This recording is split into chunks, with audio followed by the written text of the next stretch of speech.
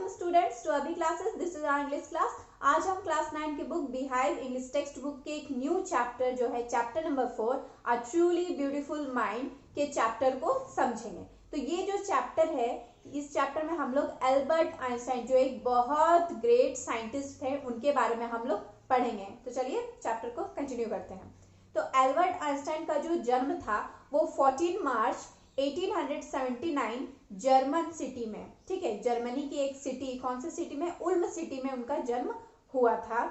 जब वो 2.5 ईयर्स के हो गए थे तब भी वो कुछ भी नहीं बोलते थे, ठीक है। और जब उन्होंने बोलना स्टार्ट किया तो वो हर चीज को क्या करते थे, डबल, ठीक है, हर चीज को रिपीट करके बोलते थे, दो बार वो बोला करते थे, ठीक है। और जो उनके जितने भी प्लेमेट्स थे, साथी थे, ठीक है, जितने भी अदर बच्चे थे, ठीक है, उनको पता नहीं होता था कि आखिर इन बच्चों के साथ करना क्या है। ऐसे कि बाकी बच्चे लोग वो दूसरे बच्चों को देखते हैं तो वो उनके साथ खेलना स्टार्ट कर देते हैं या उनके साथ पढ़ना या बातचीत करना स्टार्ट करते हैं, बट उनको पता ही नहीं था कि आखिर इन बच्चों के साथ करना क्या है। तो बाकी जो उनके प्लेमेट्स थे वो उनको ब्रदर बोरिंग के नाम से बोला करते थे। मीन्स कि तुम बहुत ही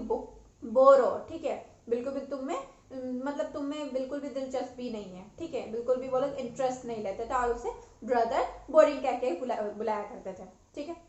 एल्बर्ट आइंस्टाइन को मैकेनिकल टॉयज बहुत ही ज्यादा अच्छा लगता था, इसीलिए जब उनकी छोटी बहन का जब जन्म हुआ था तो वो जब उसे देखे तो वो देखते हैं उसका पैर ढका हुआ था, तो वो देखते हैं तो वो ये नहीं पूछते हैं कि इसके पैर कहाँ है, वो ये बोलते हैं कि इसके व्हील्स कहाँ है, मतलब इनके पहिए कहाँ है। इससे ये पता चलता है कि एल्बर्ट आइंस्टाइन जो है वो बाकी बच्चों से कुछ हटके थे।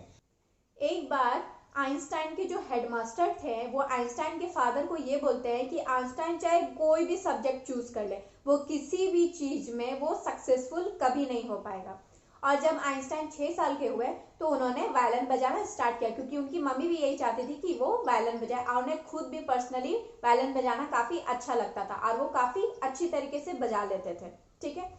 जब आइंस्टाइन 15 से 15 मंथ्स के थे तो उनके पेरेंट्स जो थे सभी लोग म्यूनिक में शिफ्ट हो गए थे, ठीक है। और वहां पे म्यूनिक में ही एल्बर्ट आइंस्टाइन जो थे वो अपना हाई स्कूल कंप्लीट कर रहे थे, वहीं पे उनका हाई स्कूल था,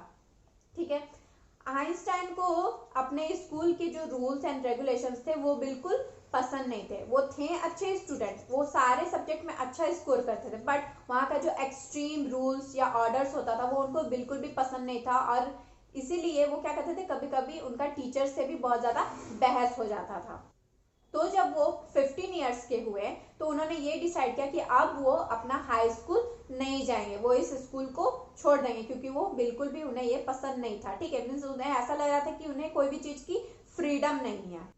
पिछले साल ही उनके जो पेरेंट्स थे वो क्या कर दिए थे, मिलान शिफ्ट कर गए थे और आइंस्टाइन को उनके रिलेटिव्स के यहाँ छोड़ के गए थे ताकि वो पढ़ सके। बहुत से डिस्कशन के बाद आइंस्टाइन की विश पूरी हो गई। वो ये चाहते थे कि वो स्विट्जरलैंड की किसी सिटी में वो अपना एजुकेशन कंप्लीट करे, क्योंकि वो उन्हें ऐसा लगता था कि स्विट्जरलैंड का जो सिटी है वो काफी लिबरल है। मीन्स वहाँ पे वैसा कोई means strict rules and orders follow नहीं करने पड़ते हैं। वहाँ के मतलब जितना भी मतलब किसी का भी जो सामने वाला का जो स्टेटमेंट होता है, उन्हें ओपिनियन होता है, उसे रिस्पेक्ट किया जाता है, ठीक है, सामने वालों को सुना जाता है, इसीलिए वो वहां से अपना एजुकेशन कंप्लीट करना चाहते थे। आइंस्टाइन मैथमेटिक्स में हाईली गिफ्टेड थे, मतलब वो मैथमेटिक्स में उनका माइंड जो था बहुत ही ज्यादा शार्प था और साथ ही साथ उन्हें फिजिक्स में भी बहुत ज्यादा इंटरेस्ट था। इसीलिए वो ये डिसाइड करते हैं कि वो बाकी की पढ़ाई वो ज्यूरिक के एक यूनिवर्सिटी में वो कंप्लीट करेंगे, जहां उन्हें एक लड़की मिलती है जो कौन थी, मेलेवा मैरिक, ठीक है। क्यों, और उन्हें वो धीरे धीरे पसंद आने लगी, इसीलिए क्योंकि वो भी कुछ हद तक, ठीक है, मीन्स बिल्कुल ही आइंस्टाइन की तरह ही थी। मेलेवा जो थी वो काफी अट्रैक्टिव गर्ल थी, ठीक है, और आइंस्टाइन उन्हें कहते थे कि वो एक क्लेवर क्रिएचर है। मेलेवा जो थी वो स्विट्जरलैंड में अपनी पढ़ाई को कंप्लीट करने आई थी, क्योंकि वो जहां से बिलोंग करती थी वहां वुमेन को डिग्रीज नहीं दिया जाता था, इसीलिए वो स्विट्जरलैंड आई थी, क्योंकि यहाँ की यूनिवर्सिटी में वुमेन को भी डिग्रीज दिया जाता था। फिर समय के साथ ही एल्बर्ट आइंस्टाइन, ठीक है, और ये जो मेलेवा मैरिक थी, एक दूसरे को पसंद करने लगे हैं, ठीक है, दोनों एक दूसरे को प्यार करने लगे हैं, ठीक है, और दोनों लेटर्स भी एक्सचेंज किया करते थे, ठीक है, एक दूसरे को लेटर्स भी देते थे और उनके लेटर्स में भी कहीं ना कहीं साइंस मौजूद होता था, ठीक है। मीन्स इससे ये पता चलता है कि दोनों हाईली फिजिक्स एंड मैथमेटिक्स में कितने इन्वॉल्व थे। 1900 में जब वो एल्बर्ट आइंस्टाइन 21 ईयर्स के हुए तो उन्होंने यूनिवर्सिटी से अपना ग्रेजुएशन कंप्लीट किया। तभी उनके पास कोई भी नौकरी नहीं थी, ठीक है, तो इसीलिए वो क्या करते थे, जस्ट एक टीचिंग असिस्टेंट की तरह एक जॉब किया करते थे, ठीक है, और प्राइवेट लेसन्स दिया करते थे। 1902 में आइंस्टाइन की पहली जॉब लगी एज अ टेक्निकल एक्सपर्ट, ठीक है, कहाँ पे, पेटेंट ऑफिस जो कि बर्ड में था। वहां उन्हें आविष्कारक के आविष्कारों को देखना होता था और उन्हें लाइसेंस देना होता था, ठीक है। साथ ही साथ वो क्या करते थे, बाकी लोगों को भी आविष्कार वो देखा करते थे, ठीक है, और उन्हें लाइसेंस दिया करते थे, और साथ ही साथ वो अपने भी आइडियाज को डेवलप कर रहे थे, अपना भी कुछ कुछ आविष्कार कर रहे थे, जहाँ पे उनका एक ड्रॉवर था, ठीक है, उनका जो डेस्क था उसमें एक ड्रॉवर था, उसमें सीक्रेटली वो अपने अपने क्या करते थे, फिजिक्स के कुछ ना कुछ वो मतलब कैलकुलेशन किया करते थे, आइडियाज डेवलप करते थे, वहां पे वो सारा स्टोर करके रखा करते थे, और वो उससे उस ड्रॉवर को ऐसे मजाक में कहा करते थे ब्यूरो ऑफ थियोरेटिकल फिजिक्स।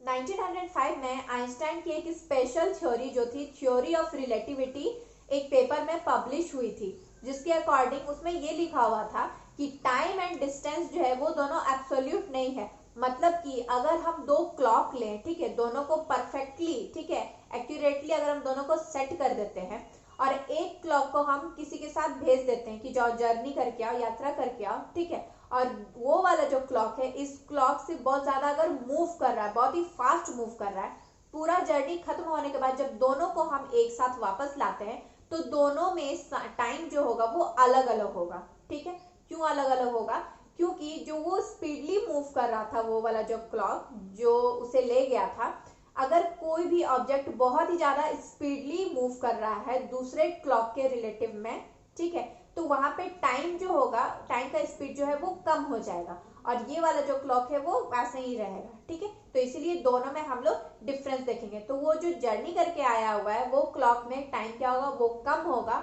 और इस वाले क्लॉक में टाइम जो होगा वो ज्यादा होगा। और इसी से ही वर्ल्ड का एक फेमस फॉर्मूला निकल के आया था जो था E is equal to M C square, जहाँ पे E जो है वो एनर्जी है, M is equal to mass है, और C जो है वो स्पीड ऑफ लाइट है, जो कि था 3 लाख किलोमीटर पर सेकेंड। आइंस्टाइन जैसे जैसे फिजिक्स में प्रॉब्लम सॉल्व करते जा रहे थे, उनकी प्राइवेट लाइफ में भी कुछ भी अच्छा नहीं चल रहा था, उन्हें बहुत ही प्रॉब्लम फेस करना पड़ रहा था, क्योंकि वो मिलेवा से शादी करना चाह रहे थे, बट उनकी मम्मी इस चीज के विरुद्ध थी, ठीक है, क्योंकि उनकी मम्मी को ये लगता था कि मेलेवा जो है वो आइंस्टाइन से 3 इयर्स बड़ी है, ठीक है, और वो बिल्कुल आइंस्टाइन की तरह ही है, वो भी एक बिल्कुल बुक की तरह है, ठीक है, इसलिए वो नहीं चाहती थी कि सेम टू सेम जैसा आइंस्टाइन है उसी की तरह कोई लड़की उसके साथ में शादी करे, और उन्हें ऐसा लगता था ये कुछ ज्यादा ही इंटेलिजेंट है।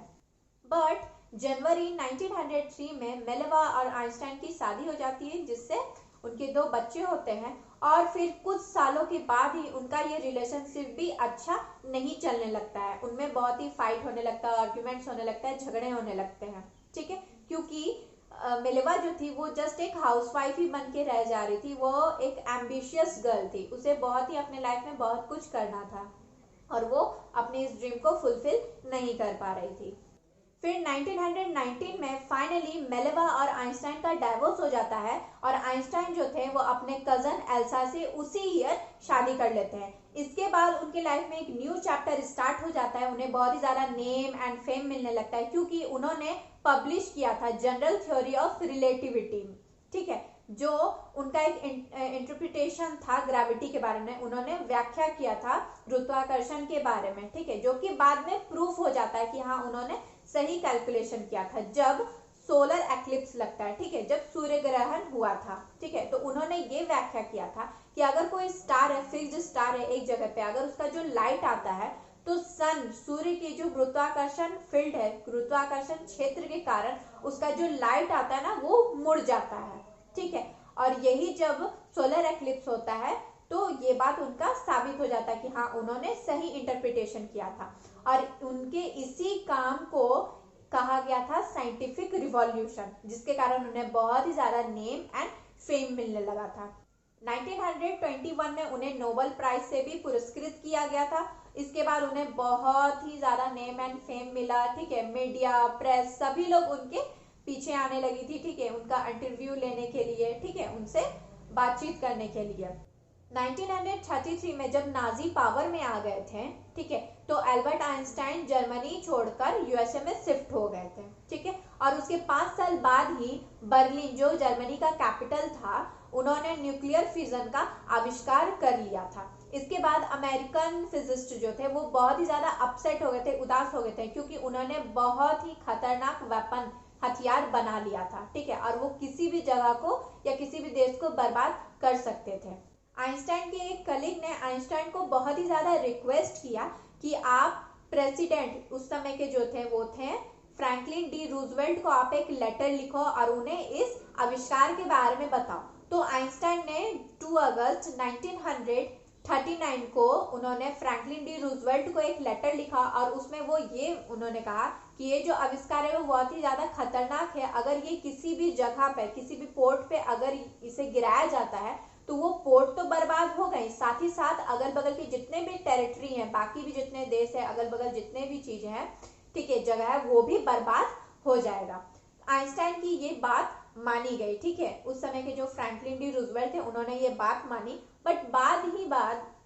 बाद में ये जो प्रेसिडेंट थे अमेरिका जो था वो क्या कर रहा था, सीक्रेटली कुछ प्रोजेक्ट तैयार कर रहा था, ठीक है। और उस प्रोजेक्ट में उन्होंने क्या किया, Japanese city Hiroshima and Nagasaki में उन्होंने एटॉमिक बम गिरा दिए। आइंस्टाइन इस इंसिडेंट के बाद काफी हिल गए थे, ठीक है, इस इतनी बर्बादी देखने के बाद वो काफी हिल गए थे, ठीक है। तो उन्होंने क्या किया, एक पब्लिक मासिव लिखा, मतलब कि उन्होंने ऐसा कुछ लिखा ताकि वो पब्लिकली सभी को वो फैला सके, सब तक पहुंचा सके, ठीक है। उन्होंने ये लिखा था कि एक वर्ल्ड गवर्नमेंट बनाया जाए, ठीक है, ताकि सभी वर्ल्ड के जितने भी गवर्नमेंट हो गए मिलकर कोई भी चीज को फैसला करेंगे और तभी कुछ स्टेप को हम लोग आगे बढ़ा सकेंगे, ठीक है।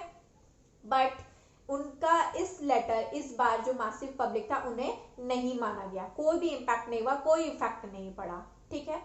तो फिर बाद में उन्होंने क्या किया, अगले ही 1 दशक के बाद उन्होंने पॉलिटिक्स ज्वाइन कर ली और वो ये कैंपेन चलाने लगे, ठीक है, कैंपेन चलाने लगे, जिनमें वो ये कह रहे थे कि ये जितने भी खतरनाक हथियार थे इनका यूज ना किया जाए, ठीक है, और हमें एक शांति प्रिय, ठीक है, डेमोक्रेसी, ठीक है, हमें डेमोक्रेसी चाहिए, ठीक है, डेमोक्रेसी को अपनाना चाहिए।